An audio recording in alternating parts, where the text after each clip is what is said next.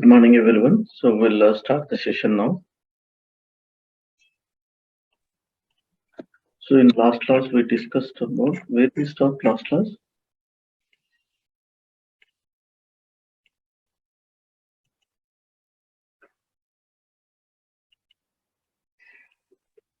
We have stopped in environment division.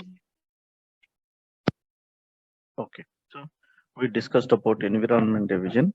So environment division, it describes about configuration details of the computer. What type of computers we used to compile the program and execute the program need to be mentioned in environment division, and how many files are used in the program. Those files will be whatever it may be, either input file or output file. Those files need to be allocated in environment division. So environment division, all files used in the program can be specified in environment division. So environment division has divided into two sections. One is configuration section, second one is input output section. In input output section, file related information can be specified, and in configuration section, computer configuration details need to be specified. Configuration section, it has divided into three paragraphs: source computer, object computer, and special names. Here source computer, here we need to mention computer name. By using IBM 3090, we are compiling the program. By using IBM 3090, we can execute the program. And special names, wherever currency sign is there, that will replace with hash. Wherever decimal point is there, that will replace with comma. So currency sign is hash and decimal point is comma. Wherever decimal point is there, so that will replace with comma when we are generating a report.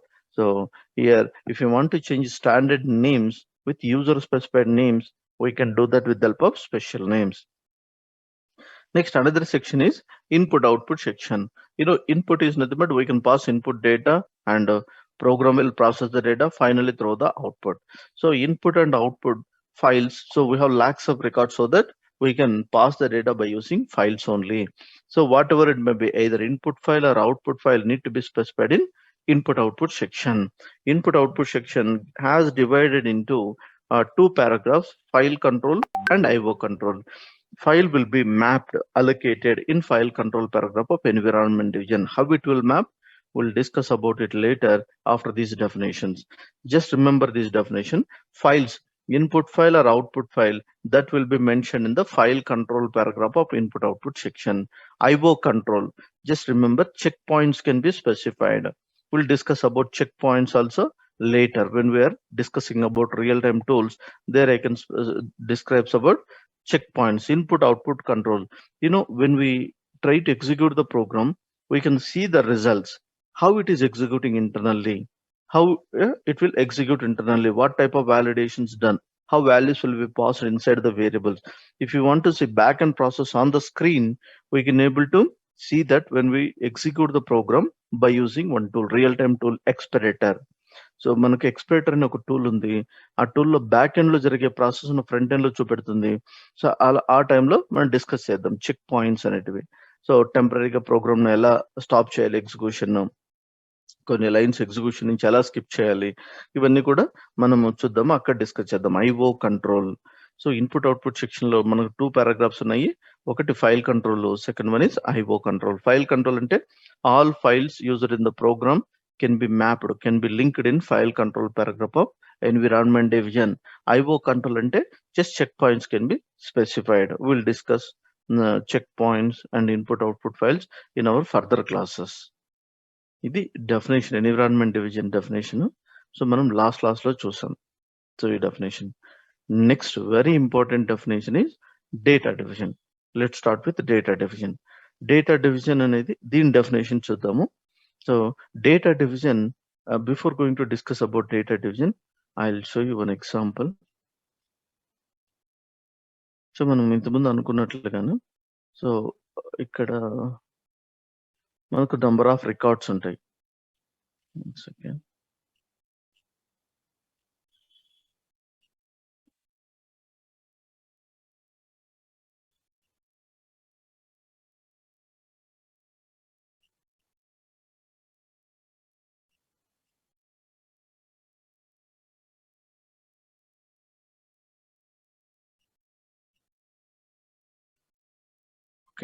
So ఇక్కడ number of records ఉన్నాయి.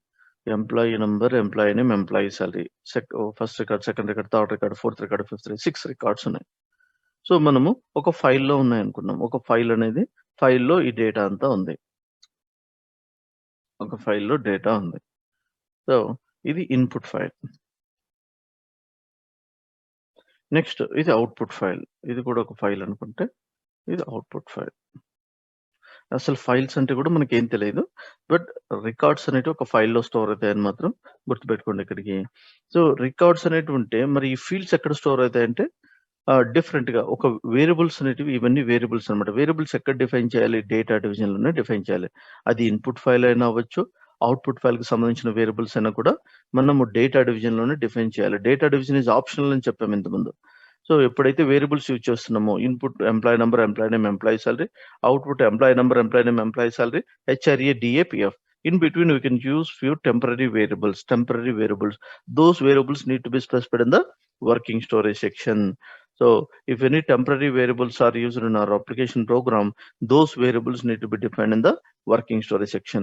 Input లో ఉన్న డేటాను output కి process చేసే ముందు, output కి move చేసే ముందు ప్రాసెస్ అనేది చేస్తున్నాము.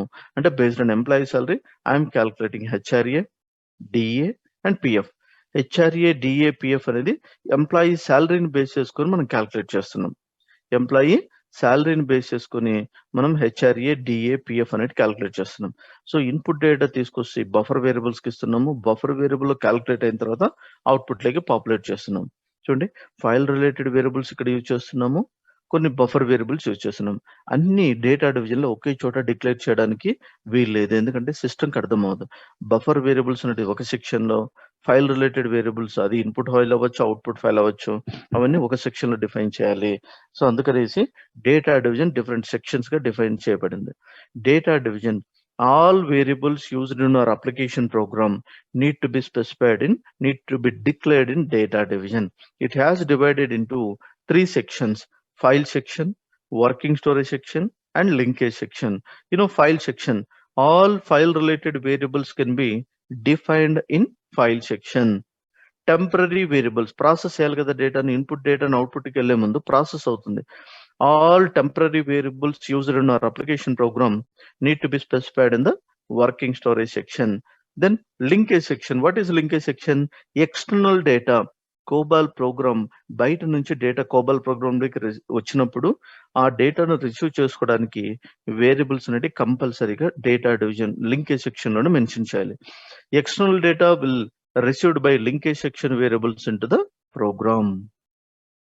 Data division has divided into 3 sections: file section, working storage section, and linkage section. File section, file related variables can be specified in the file section. Temporary variables can be defined in the working storage section. External data will be received into the program with the help of linkage section. External data will be received into the program with the help of linkage section. So file section, అసలు variables data types మనకేం తెలియదు, ఒకవేళ define చేస్తే ఎలా ఉంటుందో చూద్దాం. So file section define చేస్తే student file ఇచ్చి student number, student name, student fees అని ఇలా డిక్లేర్ చేయాలి వేరియబుల్స్ ను. మనం ఇంతవరకు 01 అంటే ఏంటి, ప్రతి వేరియబుల్ కి ముందు 01 స్టార్ట్ అయింది, 02 అండ్ ఇక్కడ పిక్ అని ఇచ్చాము, ఆ తర్వాత 9x, ఇవన్నీ కూడా మనకేం తెలియదు, జస్ట్ ఫైల్ సెక్షన్ లో డిఫైన్ చేస్తే ఇలా కనపడుతుంది డేటా. వర్కింగ్ స్టోరేజ్ సెక్షన్ లో ఈ విధంగా డిఫైన్ చేయొచ్చు వేరియబుల్స్. ఇవన్నీ చూద్దాం డేటా టైప్స్ అన్ని కూడా. లింకేజ్ సెక్షన్ లో అయితే వేరియబుల్స్ ఇలా డిక్లేర్ చేస్తాం. So again I'll explain data division. మనం we have 4 divisions: identification division, environment division, data division, and procedure division. Out of them data division is optional.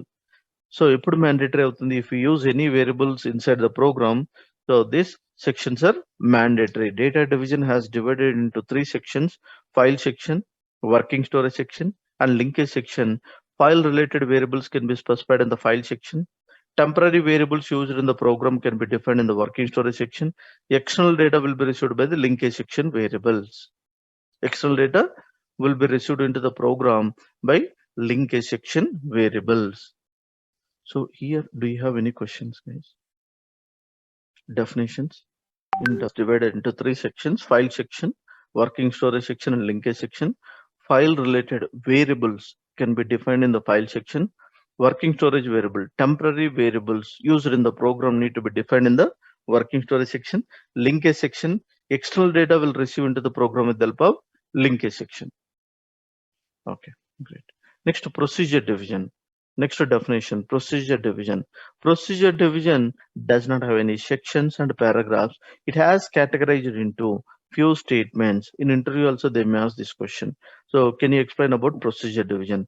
Procedure division has categorized into few statements. Those statements are imperative statements, conditional statements, compiler directive statements, explicit scope terminators, implicit scope terminators. These are all 5 statements. So divided procedure division. Procedure division has categorized into few statements. Those statements are imperative statements, conditional statements, compiler directive statements, explicit scope terminators, implicit scope terminators. Let's see imperative statements. What is imperative statement? So I'll tell you example. One second. అసలు ఏంటి ఈ statements అంటే compiler errors ను throw చేయాలంటే ఇలాంటి standards keywords ని use చేసి error ను త్రో చేస్తుంది. Imperative, conditional, compiler directive, explicit and implicit scope terminators.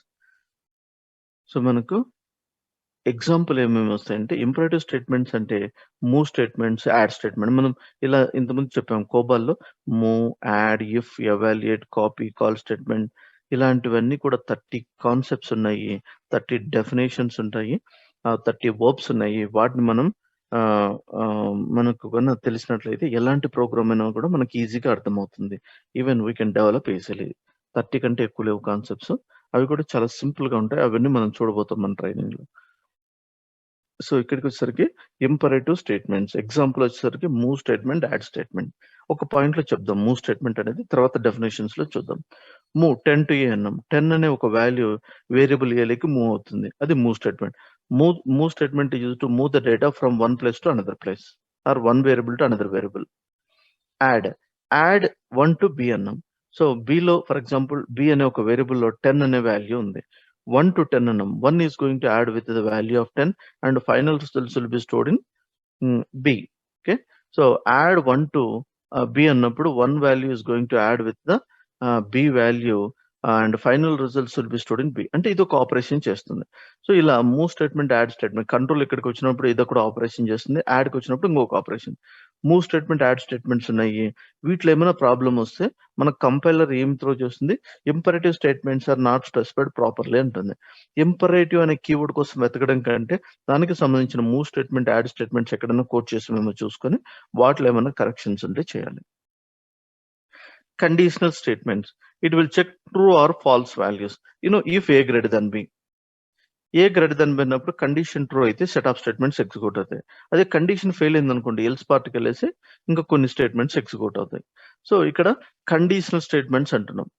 So ఒక సింగిల్ ఇఫ్ ఉంటే సింగిల్ ఇలాంటి మల్టిపుల్ ఇఫ్ స్టేట్మెంట్స్ ఉన్నాయనుకోండి, అవన్నీ కూడా ఎవాల్యుయేట్ అనే స్టేట్మెంట్స్ తో కవర్ అవుతాయి. అంటే ఇఫ్ కండిషన్స్ కానీ ఎవాల్యుయేట్స్ కానీ ఏదైనా ప్రాబ్లం అయినప్పుడు మనకు ఎలాంటి ఎర్రర్ త్రో చేస్తుంది అంటే compiler conditional statements are not declared properly.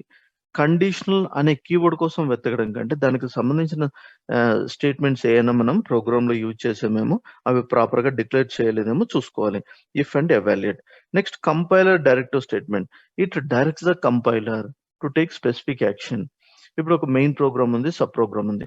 Main program లో కొన్ని లైన్స్ ఎగ్జిక్యూట్ అయిన తర్వాత ఇమీడియట్ గా కంట్రోల్ బయటకు వెళ్ళి సబ్ ప్రోగ్రామ్ కి వెళ్ళి ఎగ్జిక్యూట్ చేసుకొని వస్తుంది. రిజల్ట్ తీసుకొని మళ్ళీ ప్రోగ్రామ్ కి ఇచ్చి మళ్ళీ కన్యూ అవుతుంది. అంటే ఇక్కడ కంపైలర్ ఆపరేట్ చేస్తుంది ప్రాసెస్ అంతా. కంపైల్ చేస్తూ ప్రోగ్రామ్ ఎగ్జిక్యూట్ చేస్తూ వచ్చి మళ్ళీ అవుట్ ఆఫ్ ద బాక్స్ వెళ్ళి సబ్ ప్రోగ్రామ్ కి వెళ్ళి అక్కడ ఎగ్జిక్యూట్ చేసుకొని వస్తుంది. అంటే ఏదైనా కూడా కంపైలర్ ప్రాసెస్ చేస్తూ ఉంటుంది. కాపీ అంటున్నాం. కాపీ అన్నప్పుడు కాల్ స్టేట్మెంట్ ఏంటి, కాల్ సబ్ ప్రోగ్రామ్. అదే కాపీ అనుకోండి, ఒక పీస్ ఆఫ్ కోడ్. ఒక 10 ప్రోగ్రామ్స్ ఉన్నాయి, 10 మెంబర్స్ ఉన్నాం, 10 మెంబర్స్ ఒక సిమిలర్ కోడ్ ని యూజ్ చేస్తున్నాం. సో ప్రతి ఒక్కరు టైప్ చేయడం కంటే ఒక్కసారి టైప్ చేసి ఒక మెంబర్ లాగా స్టోర్ చేసాం. మన 10 ప్రోగ్రామ్స్ లో ఆ పీస్ ఆఫ్ కోడ్ కావాలన్నప్పుడు కామన్ లాజిక్ దాన్ని కాపీ చేసుకుంటాం. ఎలా కాపీ అని ఆ మెంబర్ యొక్క నేమ్ ఇచ్చేస్తే ఆటోమేటిక్ గా కాపీ అయిపోతుంది. ఇలా మనకు బయట నుంచి కాపీ చేసుకుంటున్నాం డేటాను, కంట్రోల్ బయటకు వెళ్ళి ఎగ్జిక్యూట్ చేస్తుంది. ఇలాంటి స్టేట్మెంట్స్ ను మనం కంపైలర్ డైరెక్టివ్ స్టేట్మెంట్స్ అంటున్నాం. It directs the compiler to take specific action. So కంపైలర్ను డైరెక్ట్ చేస్తూ ఉంటుంది ఒక ప్రాసెస్ చేయమని. ఆ స్టేట్మెంట్స్ ఎగ్జాంపుల్ ఏంటంటే copy statements, call statement, explicit scope terminator. ఇప్పుడు ఇఫ్ ఇక్కడ కోడ్ చేసాము, ఎండ్ ఇఫ్ రాయడం మర్చిపోయాము, ఎవాల్యుయేట్ కోడ్ చేసాము, ఎండ్ ఎవాల్యుయేట్ అనేది అంటే స్కోప్ టర్మినేటర్స్. ఇక్కడ స్టార్టింగ్ అయితే ఇక్కడ ఎండింగ్ అన్నమాట. సో ఇలాంటివి మనం మిస్ చేసాం అనుకోండి, ఇక్కడ ఇఫ్ ఉంది, ఎండ్ ఇఫ్ రావాలి, ఎండ్ ఇఫ్ అనేది మర్చిపోయాము, అప్పుడు మనకి ఏం ఎర్రర్ వస్తుందంటే explicit scope terminator is missing అని వస్తుంది. Explicit scope terminator is missing. So ఇక్కడ మిస్ టర్మినేటర్, సో ఇక్కడ స్టార్టింగ్ పొజిషన్ అయితే ఎండింగ్ పొజిషన్ మిస్ అయిందని ఒక ఎర్రర్ వస్తుంది. అప్పుడు మనకి ఎండ్ ఇఫ్, ఎండ్ ఎవాల్యుయేట్ ఇలాంటివి ఏమైనా మిస్ అయినామో చూసుకోవాలి. Implicit scope terminator, every statement should end with period. So ఇక్కడ చూసేసరికి సో డాట్ అనేది ఒక పీరియడ్. ప్రతి లైన్ కోబాల్లో మనం కోడ్ చేసేటప్పుడు డాట్ తో ఎండ్ అవ్వాలి, అప్పుడే సిస్టమ్ యాక్సెప్ట్ చేస్తుంది. నేను ఇవ్వను ఏమవుతుంది, ఎర్రర్ వస్తుంది అనమాట. డాట్ ఇచ్చేంత వరకు ప్రోగ్రామ్ ఎగ్జిక్యూట్ అవ్వదు. Every line should end with period. So ఈ లైన్ ఇండివిజువల్ లైన్స్ అన్ని ఇక్కడ చూడండి, క్లోజ్ అని ఒక స్టేట్మెంట్ ఇచ్చాము, ఇక్కడ ఏం పీరియడ్ ఇవ్వలేదు, డాట్ ఇవ్వలేదు, మళ్ళీ సెకండ్ దానికి ఇవ్వలేదు, థర్డ్ కి ఇచ్చాం, అంటే ఇది గ్రూప్ క్లోజ్ అనమాట. ఇక్కడ గ్రూప్. సో ఇక్కడ పీరియడ్ మిస్ అయింది అనుకోండి, implicit scope terminator is missing అని వస్తుంది. ఇంప్లిసిట్ అనే కీవర్డ్ కోసం వెతకుండా ఎక్కడైనా పీరియడ్ మిస్ అయిందేమో చూసుకోవాలి. I'll explain. Procedure division has categorized into few statements.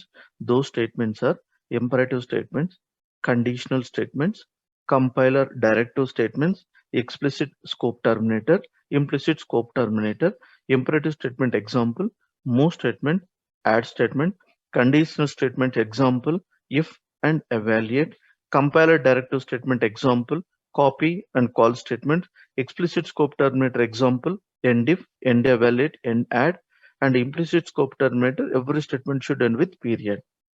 So ఇది చాలా ఇంపార్టెంట్ ఈ డెఫినేషన్. ఇందులో మీకు ఏమైనా డౌట్స్ ఉన్నాయా? సార్ ఇంపరేటివ్ స్టేట్మెంట్ ఉంది కదా సార్, అది move some example move 10 to A ఉంది కదా, అది ఓన్లీ క్యారెక్టర్సా లేదంటే ఫైల్స్ కూడా చేయొచ్చు? అది నేను చెప్తానండి. యాక్చువల్గా మూవ్ అనే ఒక సపరేట్ కాన్సెప్ట్ ఉంది. సో మూవ్ అనే కాన్సెప్ట్ లో నేను కంప్లీట్ గా చెప్తాను. ఇప్పుడు చెప్పినా కూడా అది తొందరగా తీసుకోలేకపోవచ్చు. సో మూవ్ స్టేట్మెంట్ కు సపరేట్ గా different types of move statements ఉన్నాయి.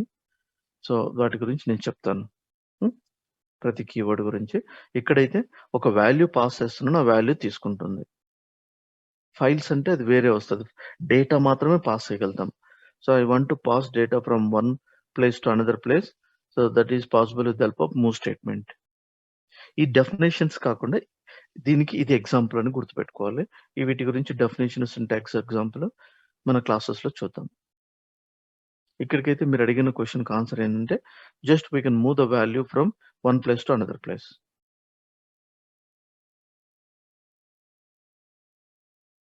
సో మూవ్ అనేది కూడా చాలా ఇంపార్టెంట్ రోల్ ప్లే చేస్తూ ఉంటుంది. ఎందుకంటే మనం ఎప్పుడు కూడా డేటాను వ్యాలిడేట్ చేయాలి. So if you want to move data from source to destination, we can move with the help of move statement. Move itself is a keyword.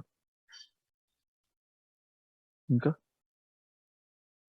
Next data types in COBOL. ఇది కూడా important question అండి. Even if you put 3 years of experience, they will ask this question. So how many data types in COBOL? We have 3 data types in COBOL: numeric data type, alphabetic data type, and alphanumeric data type. Numeric data type, alphabetic data type, and alphanumeric data type. So numeric data type, it will allow only digits. So కోబాల్లోకి వచ్చేసరికి మనకు 3 data types ఉన్నాయి: numeric, alphabetic and alphanumeric. Numeric data type will allow only digits 0 to 9. ఏ digit తీసుకున్నా 0 to 9 మధ్యలోనే ఉంటుంది. అది alphabetic data type అనేది లెటర్స్ తీసుకుంటుంది, A to Z ఏదైనా తీసుకుంటుంది. వాటితో పాటు బ్లాంక్ ను కూడా ఆల్ఫాబెటిక్ కిందనే తీసుకుంటుంది. ఆల్ఫాన్యూమరిక్ వచ్చేసరికి డిజిట్స్, లెటర్స్, స్పెషల్ క్యారెక్టర్స్ అన్ని తీసుకుంటుంది. Digits 0 to 9, letters A to Z, and special characters plus, minus, hash, open brace, close brace ఇలాంటివి కూడా ఇన్పుట్ గా ఇవ్వాలి అంటే ఆల్ఫా న్యూమరిక్ కింద డిక్లేర్ చేస్తాం. We have 3 data types in COBOL: numeric data type, alphabetic data type, and alphanumeric data type. Numeric data type will allow only digits. Alphabetic data type will allow letters as well as blanks.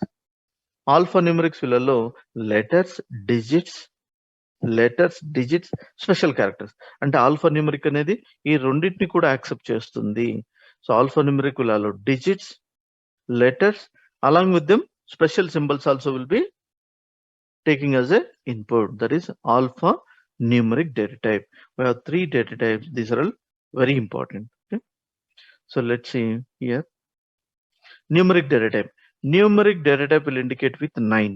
Numeric data type will allow digits 0 to 9 అన్నాం కదా, అది ఎలా represent చేయాలి, ఎలా indicate చేయాలంటే numeric data type will indicate with 9, alphabetic data type will indicate with A, and alphanumerics will indicate with X. ఇక్కడ 9 of 1 అని ఇచ్చామనుకోండి, అంటే 1 బైట్ రిజర్వ్ చేస్తుంది ప్లేస్, అందులో ఒక డిజిట్, ఏదైనా ఒక డిజిట్ స్టోర్ అవుతుంది. ఇట్లా 9 of 3 అని ఇచ్చాను అనుకోండి, 3 స్లాట్స్ క్రియేట్ చేసుకుంటుంది, అందులో 3 డిజిట్స్ స్టోర్ చేసుకోవచ్చు. ఏ ఆఫ్ 3 ఇచ్చామనుకోండి, alphabetic data type 3 bytes reserve చేస్తుంది, అంటే 3 లెటర్స్ స్టోర్ చేయొచ్చు అక్కడ. ఎక్స్ ఆఫ్ 5 ఇచ్చామనుకోండి, alpha numeric data type 5 bytes. So alpha numeric 5 bytes అనుకోండి, అలాంటప్పుడు లెటర్స్, డిజిట్స్, స్పెషల్ సింబల్స్ అన్ని కూడా అలో చేస్తుంది. ఇలా మనము నెంబర్ ఆఫ్ బైట్స్ అనేది అలొకేట్ చేస్తాం. సో ఇక్కడ చూడండి, న్యూమరిక్ డేటా టైప్కి వచ్చేసరికి 9 తో పాటు వి అండ్ ఎస్ కూడా అలో చేస్తున్నారు. వి అంటే అజ్యూమ్డ్ డెసిమల్ పాయింట్.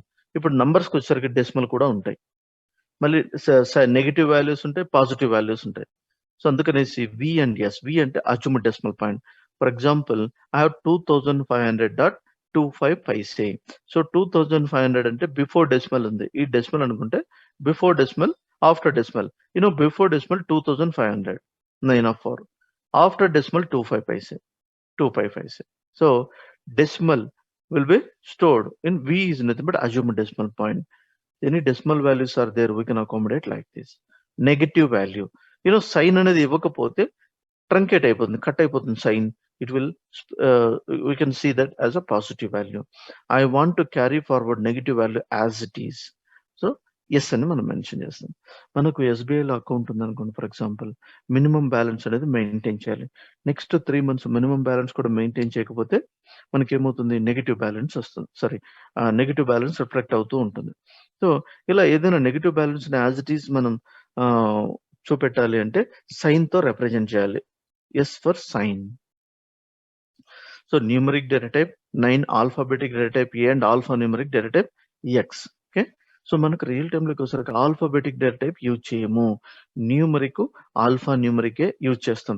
అసలు ఈ బ్రాకెట్లో ఇస్తున్నాం కదా, 1 2 3 మాక్సిమం ఎంత నెంబర్ ఇవ్వచ్చు, ఎక్స్ ఆఫ్ 5 10 ఎంత ఇవ్వచ్చు, ఇవి కూడా మన డెసిషన్ కాదు. మాక్సిమం ఎంత ఇవ్వచ్చు అనేది చూద్దాము, కానీ ఎంత నంబర్ ఇవ్వాలనేది కూడా క్లయింటే ఇస్తారు. ప్రతి వేరియబుల్ కు వాళ్ళే ఎంత పిక్చర్, ఎంత నంబర్స్ బైట్స్ ఇవ్వాలనేది వాళ్ళే చెప్తారు. చూద్దాం అది ఎట్లా అనేది. 9 of 4, ఇక్కడ 9 of 4 వి 9 of 2 అన్నప్పుడు ఇక్కడ 4 + 2 టోటల్ 6 బైట్స్ ఆక్యుపై చేస్తుంది. ఇక్కడ 9 of 4 ను ఇలా కూడా రిప్రజెంట్ చేయొచ్చు, 999 వి 99 అని ఎట్లా ఇచ్చినా 6 బైట్స్. 9 of 4 వి 9 ఎట్లా రిప్రజెంట్ చేసినా కూడా 6 బైట్స్ ఆక్యుపై చేస్తుంది. So next 9 of 4 V 9 of 2 ఇచ్చాము. 9 of 4 9 of 2 ఇచ్చినప్పుడు ఇంటర్నల్ గా స్టోర్ అయ్యేటప్పుడు ఇది అజ్యూమ్ చేసుకుంటుంది, కానీ డెసిమల్ పాయింట్ బయటకు కనపడదు. సో 9 of 4 వి 9 of 2 అన్నప్పుడు ఇలాంటి వాల్యూని మనం పాస్ చేస్తే అది స్టోర్ చేసుకుంటుంది. స్టోర్ చేసుకునేటప్పుడు ఇలా స్టోర్ చేసుకుంటుంది.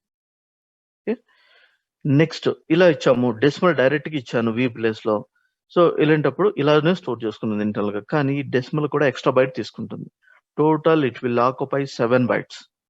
9 of 4 dot 9 of 2, 2500.25 2500.25 ఎక్స్ప్లిసిట్ గా మనం చూడొచ్చు. ఆ డెసిమల్ ప్లేస్, ఆ డెసిమల్ పాయింట్ ను మనం ఎక్స్ప్లిసిట్ గా చూడొచ్చు, ఇక్కడ చూడడానికి కనబడుతుంది, కానీ డెసిమల్ ఎక్స్ట్రా బైట్ ఆక్యుపై చేస్తుంది. సో మనకి ఇంటర్వ్యూలో అడుగుతారు, S 9 of 4 V 9 of 2 how many bytes it will occupy, 6 bytes. S 9 of 4 dot 9 of 2 how many bytes it will occupy, 7 bytes. ఇవి 6 బైట్స్, డెసిమల్ ఇంకొక byte extra, total 7 bytes will be occupied. So ఇక్కడికి వచ్చేసరికి next point వచ్చేసరికి employee number. ఇది న్యూమరికా ఆల్ఫాబెటికా, ఎవరైనా చెప్పండి. Employee number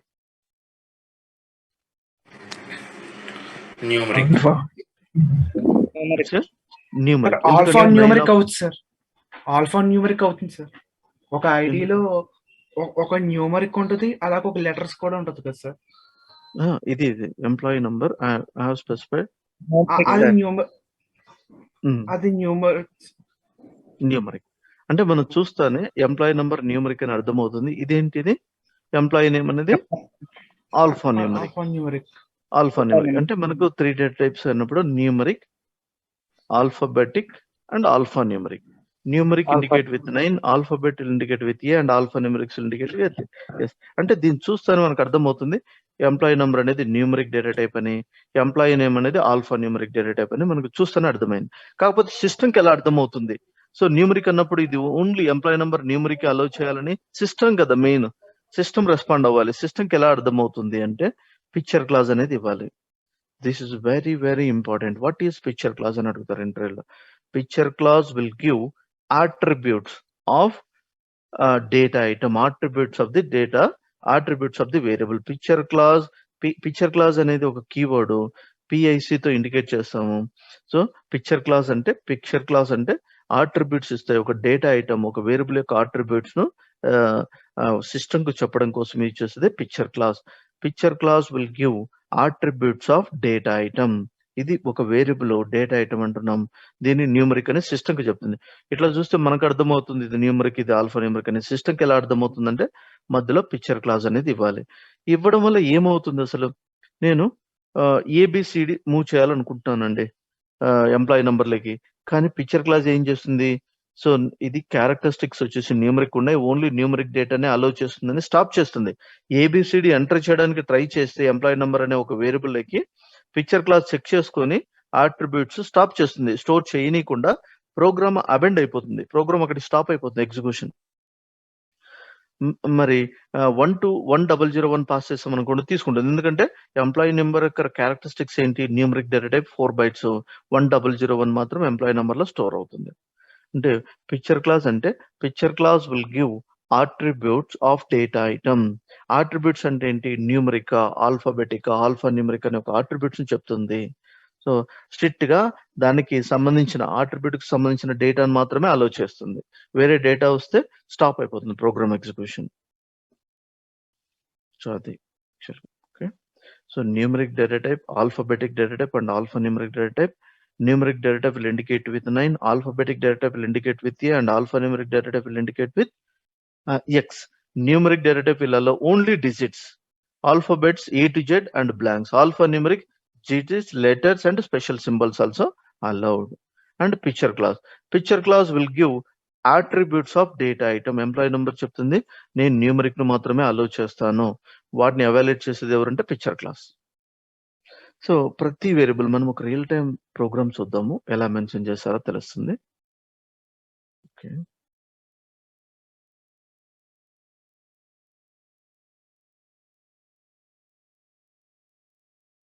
so requirement document వాళ్ళే ఇచ్చినప్పుడు ఆ రిక్వైర్మెంట్, ఆ స్పెసిఫికేషన్ అంటారు వీటిని. సో ఈ స్పెసిఫికేషన్ లో ఏదైనా వేరియబుల్స్ యూజ్ చేస్తే మొత్తం చూడండి. సో 01 ఈ నంబర్స్ ఇప్పుడు చెప్దాము, దీని తర్వాత ఈ కాన్సెప్ట్ తర్వాత. ఒక వేరియబుల్ ఇచ్చారు. సో ఒక వేరియబుల్ కు అసలు ఏమీ లేదు పిక్చర్ క్లాస్ అనేది. ఒక వేరియబుల్ ఇచ్చారు, దీనికి పిక్చర్ క్లాస్ ఉంది X.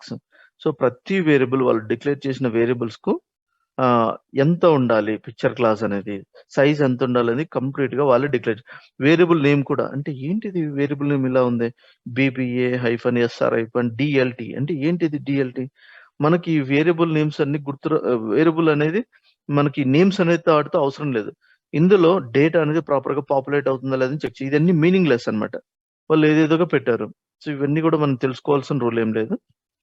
ఏదో ఈ వేరియబుల్ నేమ్స్ ఇచ్చారు, వాటికైతే పిక్చర్ క్లాస్ అని ఇచ్చి మనం ఇక్కడ పిక్చర్ క్లాస్ ఇవి ఏంటి అనేది కూడా తర్వాత డిస్కస్ చేసాం. కొన్ని variable name, employee number, employee name, employee salary అట్లా అనుకోండి. సో వేరియబుల్ నేమ్స్ ఇచ్చారు, పిక్చర్ క్లాస్ ఎంత సైజ్ తో ఉండాలనేది కూడా వాళ్ళే డిక్లేర్ చేశారు. ఇక్కడ కంప్యూటేషన్ వేరియబుల్స్ ని అవి కూడా మనం చూద్దాం ఏంటి అసలు ఇవన్నీ. ఇప్పుడు పిక్చర్ క్లాస్ చూడండి, ప్రతి వేరియబుల్ కి ఒక పిక్చర్ క్లాస్ ఉంది.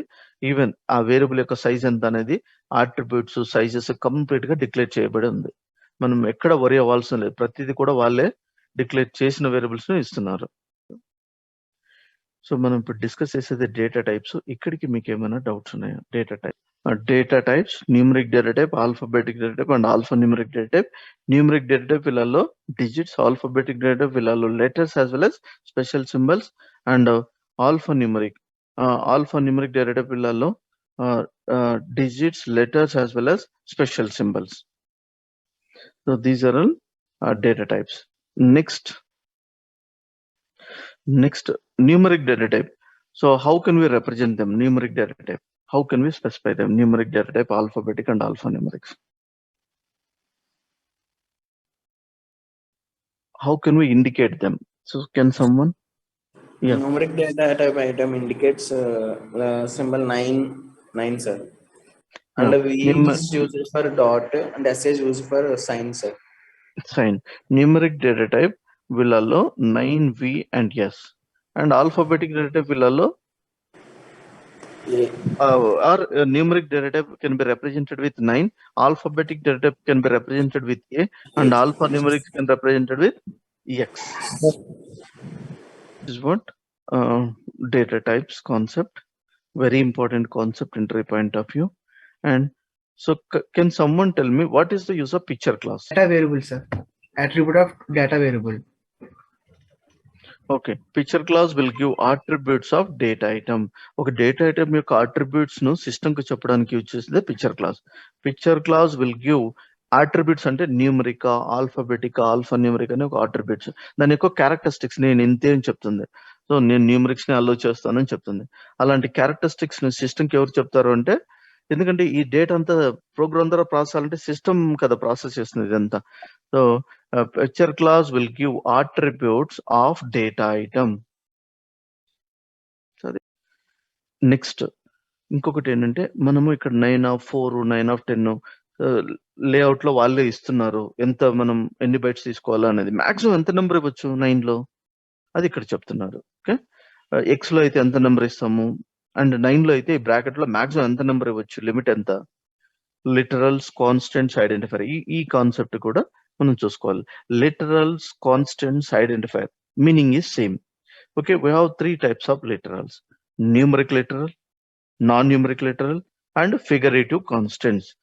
Numeric literal, it will allow only digits, 18 digits.